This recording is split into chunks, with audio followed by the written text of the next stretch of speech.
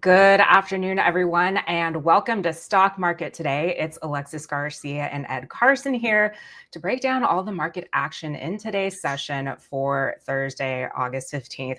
So I know we got the B team with me, Ed. I know you're not the B team, but we had a great day in the market today. We had strong retail sales, a good earnings report from Walmart, seeing a lot of buyers come in full force in the stock market today. So what do you have on tap for us?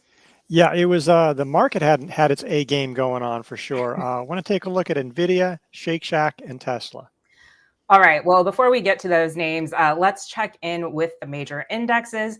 As we said, the NASDAQ finishing the day up 2.3%, the S&P 500 up 1.6%, and the Dow finishing the day up 1.4%. So Ed, let's get into it, starting with the SPDR S&P 500 ETF. As we can see, a nice day today, up about 1.7% and moving powerfully above this 50-day line. Yeah, it had just closed above the 50-day line the prior day, but here clearly above that level. You could draw a downward sloping trend line. What this day was on all the major indexes, because the volume was higher on the NYSE and the NASDAQ versus the prior day, and all the indexes, major indexes, rose 1% or more. This was a subsequent follow-through day. It's not like after Tuesday's follow-through day, there was some thoughts that maybe this wasn't the greatest thing. We were still below the 50-day line. There have been some wedging, low volume gains on the way up. But the more you see this, it's like it keeps on getting better. It's like a rookie quarterback that doesn't have a great first day, but then it's like by the third or fourth game, they're looking pretty good, and so it just changes your mindset. The indexes, the leading stocks are acting well. So definitely gives you more confidence in things. The economic data all week has been very positive. Inflation cooling, which we sort of was the trend before, but the economic growth is solid overall, dispelling the recession fears that helped trigger that big, heavy sell-off in early August. So a lot of things are going right right now. All right. Well, hopefully we can keep that enthusiasm going. Let's take a look at the NASDAQ. And as you said, Ed, closing right at this 50-day line. And look at this powerful move here just from this sell-off. So yes, I think things really looking good here right now, at least for the NASDAQ. Yeah, so the NASDAQ has come right up to the 50-day line. I believe it closed just a fraction below it. And that I'm not exactly sure because it was right around the edge. So maybe it got above. That'd be great. It'd be nice to see it decisively clear it like the S&P did today. Just keep in mind, just to go back to early August, is that everything went wrong. It was just like we had recession fears. There was this yen carry trade unwinding. You never want to hear the words yen. When you hear about international news with the market, it's usually bad for the market. And that was there. There was bad news about Nvidia. There was even Google that was the day when they lost an antitrust suit, which was also bad news for Apple. So everything came in. So that was sort of like a lost week, and you almost have to put your thumb over it. And I just want to make that clear about how that thing's, but it's coming back. It wouldn't be the worst thing if we paused here or maybe just a little higher for the NASDAQ. Just let it settle down. This is sort of weird because a lot of stocks are coming up like this, and it's not normal to have a V-shaped reaction. So, as people have said, if this were a stock, would you really want to buy it? And it's like, well, maybe not because of the low volume that we'd seen, and now it's straight up. But still, really powerful move. If it could pause, consolidate for a little while, that would be ideal. But the market's going to do what it's going to do, and it's been acting well. All right, well, let's take a look at small caps really quickly because we've seen, again, a gain today of 2.6%, but it had some resistance at this 50-day line, but it seems like today it really cleared that. Yeah, so that seems nice to see that come back up. It's not only over that resistance, but it's sort of basically over the highs before the July move, so it's back above the old highs, as it were. So it's only a few people who are disappointed in where the Russell is. I mean, we're seeing that with a lot of things coming back there. So nice move today there on the Russell. All right, well, let's quickly check in on the Dow. Actually, let's check in on the other Dow Jones Industrial. Big move today, thanks to Walmart, up 1.3%. And so, Ed, what are your thoughts here with the Dow chart? I think one of the things we have to think about is that when the rally, now the NASDAQ's picking up another thing, so maybe we'll see growth take over, but it doesn't mean that defensive growth and defensive stocks can't still do well. And like Walmart is traditionally defensive, but it led the way today, obviously with earnings. But JP Morgan and Goldman Sachs, those are more cyclical names. Those are doing well. There's some medical names in there, insurance. So there's a lot of things in the Dow that aren't the traditional super growth names. But they're doing well right now. Cisco was a bonus today, which we haven't heard Cisco being positive in a long time. That may not last. But so there's a lot of things in there. So it does show you how broad the market rally is right now with the Dow and the Russell. Everything seems to be moving up. All right, well, let's take a look at the 10-year Treasury yield then. And as you mentioned, some positive economic news today. This one jumped up about 2.7%. But what are your thoughts here, Ed, as we're maybe getting more thoughts that the Fed might do an interest rate cut? Yeah, so we're locking in a Fed rate cut, but we're also locking in, it seems like, a small rate cut, which is fine. It's like I said, like if your neighbor comes over and says, "Here, I'll help you out with here's some sugar," that's not that big of a help, but it's nice. But if it may be a bigger deal if they come over to your house to rescue you because the house is on fire, but the house is still on fire. That's what we were getting in early August. Oh, the Fed's going to cut by a gazillion, but that's because everything seemed to be in panic mode. So the economy going slow, soft landing, and the Fed still cutting rates. Yeah, the 10-year Treasury yield's off the lows we had from earlier this month, but it's all painting a pretty healthy picture for stocks and for the economy. All right, well, let's take a look at some sector ETFs, starting with semiconductors. Nice gain of 4.2% today. For this one, Ed, moving powerfully above this 21-day moving average. I guess the next stop here is that 50-day line or that 250 level. Yeah, that's an important level, but it is nice to see this bounce back because we had, again, this is a sign of growth coming back, but it's not necessarily there yet. So Nvidia is the biggest component in this. We'll obviously take a look at Nvidia. How Nvidia goes is clearly how SMH is going to go. All right, let's take a look at IGV then. That is the tech software ETF. And again, 1.8% gain today, moving above this 50-day line. And, we've seen the same story, just coming sharply off those lows over the last couple of weeks. Yeah, again, part of that is just, putting your thumb over the last couple of days. So some of that just sort of give up. But this is above the 50-day line. So that's nice to see. And we have seen some software names, some big names, some smaller names start to flash buy signals. Some nice action here. All right, let's take a look at XLV then. That is the healthcare select.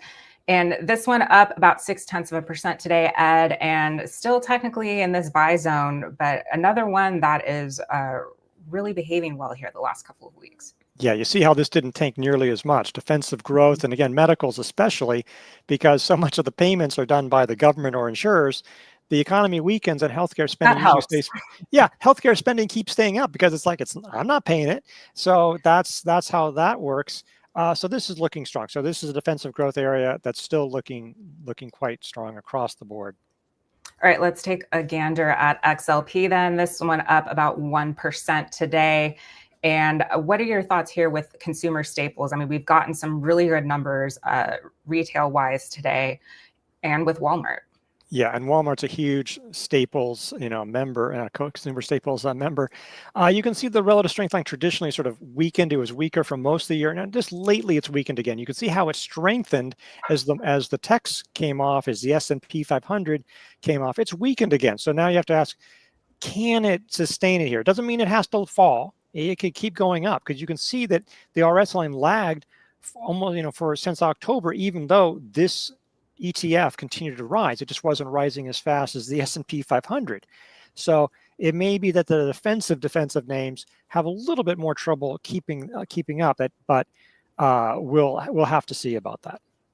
All right, let's take a look at one more. That's XLF. That's the Financial Select Spider Fund. This one up 1% today, and looking good here, Ed.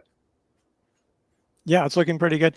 I mean, ironic, it's the economy is looking better, so that made them nervous for a little while. The yield curve is still inverted and actually got a little more inverted, but banks are having a good run. They don't necessarily have this massive run long term, but they're having a really good time right now. And it's not just the banks, there's Berkshire, there's insurers in here as well.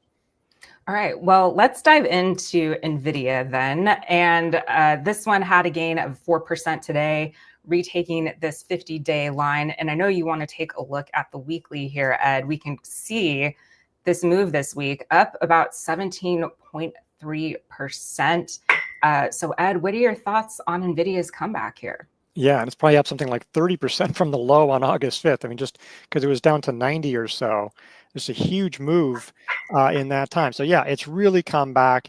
We'll see. The volume hasn't been tremendous, but getting above the 50-day line probably offers an early entry here because if it ran all the way up to the highs, it would feel extended. That doesn't mean it couldn't go up and then make a handle, and that could be something. So this could be a place to buy early or to start a position.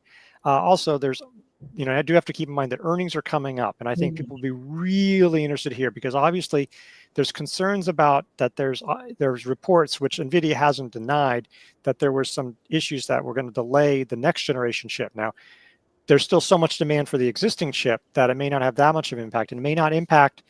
It certainly won't impact this last quarter. It may not impact this current quarter.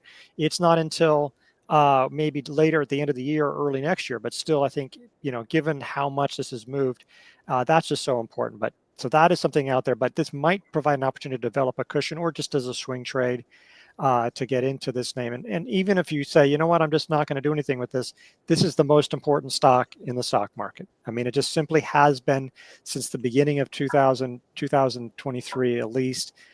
So you have to be paying attention. It's so crucial to the market, especially the NASDAQ. All right, well, let's jump on over to Shake Shack. They offer different kind of chips there, Ed.